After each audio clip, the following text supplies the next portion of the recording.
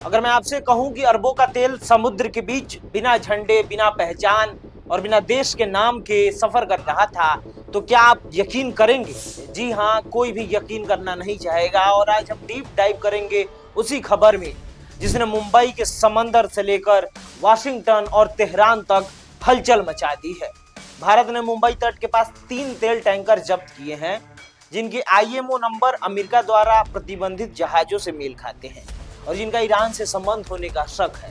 और हाँ, आज हम आपको ये भी बताएंगे कि अतीत में ऐसे कौन से शिपिंग कांड हुए जिन्होंने देशों की राजनीति बदली, शहर उजाड़े और समंदर को युद्ध भूमि बना दिया। आज की ये खबर सिर्फ 3 अवैध जहाजों के पकड़े जाने की नहीं है, ये कहानी है शैडो फ्लीट की, तेल की तस्करी की और उस सिस्टम की जो ना पकड़ा जाता तो पूरी दुनिया को गुमराह कर सकता था। भारत ने इस महीने मुंबई तट के पास 3 तेल टैंकर जहाज जब्त किए हैं। इन जहाजों के आईएमओ नंबर अमेरिका द्वारा प्रतिबंधित जहाजों से मेल खाते हैं और इनका ईरान से संबंध होने का शक है। जहाजों के नाम है स्टेलर रूबी, असफाल्ट स्टार और एआई जाप्सिया। ये जहाज मुंबई से करीब 100 नॉटिकल मील पश्चिम भारत के समुद्री क्षेत्र के संदिग्ध गतिविधियों के दौरान रोके गए। लेकिन सवाल ये है, ये जहाज आखिर भारत के समंदर में आए ही क्यों? आइए इसका भी जवाब आपको देते हैं। इन जहाजों का भारत आना इत्तेफाक नहीं माना जा रहा है।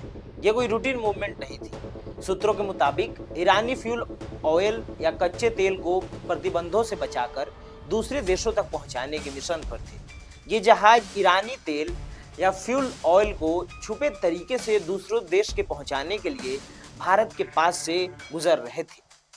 आइए जानते हैं कि इनका आखिर में तरीका क्या होता है। जहाज नाम बदलता है, झंडा बदलता है, एआईएस सिस्टम लोकेशन ट्रैकिंग बंद कर देता है और समुद्र के बीच ही शिप टू शिप ट्रांसफर होता है।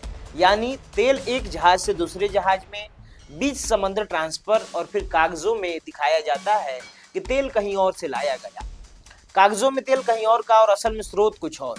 यानी ये शैडो फ्लीट का खेल है। अब सोचिए, अगर ये जहाज पकड़े ना जाते तो भारत का समुद्री इलाका अवैध तेल व्यापार का रूट बन सकता था।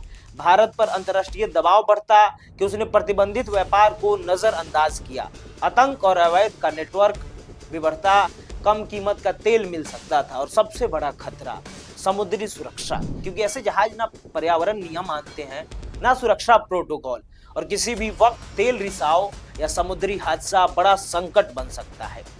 आइए जानते हैं कि भारत ने कैसे पकड़ा उन्हें। यहाँ एंट्री होती है इंडियन कोस्ट गार्ड की। मुंबई से करीब 100 नॉटिकल मील पश्चिम भारत के एक्सक्लूसिव इकोनॉमिक जोन में इन जहाजों की संदिग्ध मूवमेंट पकड़ी गई।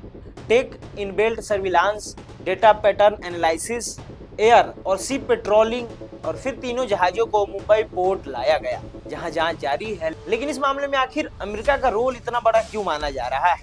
अमेरिका के office of foreign assets control ने पहले ही इन जहाजों के पुराने नामों पर प्रतिबंध लगाए थे।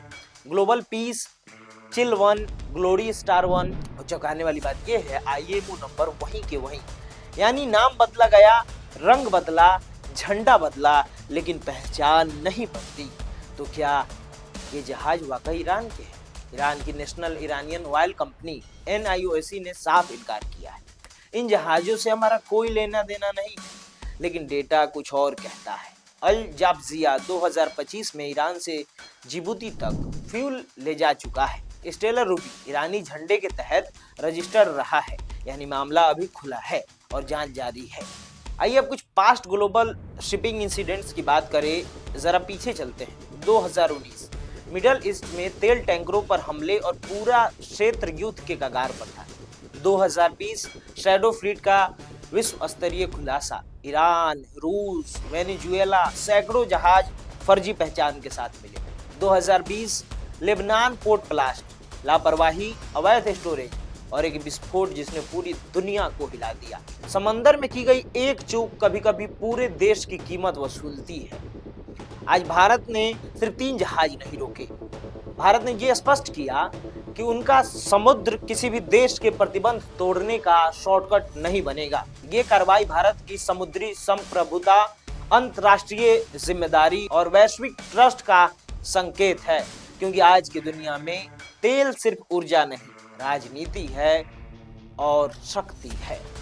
मैं हूं प्रकाश और आप देख रहे थे नेक्स्ट जन ब्रॉडकास्ट, जहां सवाल अभी भी बाकी है कि क्या शैडो फ्लीट का नेटवर्क टूटेगा, क्या वैश्विक तेल राजनीति और सख्त होगी, और क्या समंदर अब सिर्फ व्यापार का रास्ता रहेगा या टकराव का मैदान। जुड़े रहिए, जागरूक रहिए, क्योंकि यहाँ सिर्फ खबर नहीं दिखाई जाती, भविष्य की दिशा दी जाती है। और अगर वीडियो की जानकारी आपको अच्छी लगी हो तो वीडियो के नीचे दिए गए हाई बटन को दबाना ना भूलें। धन्यवाद।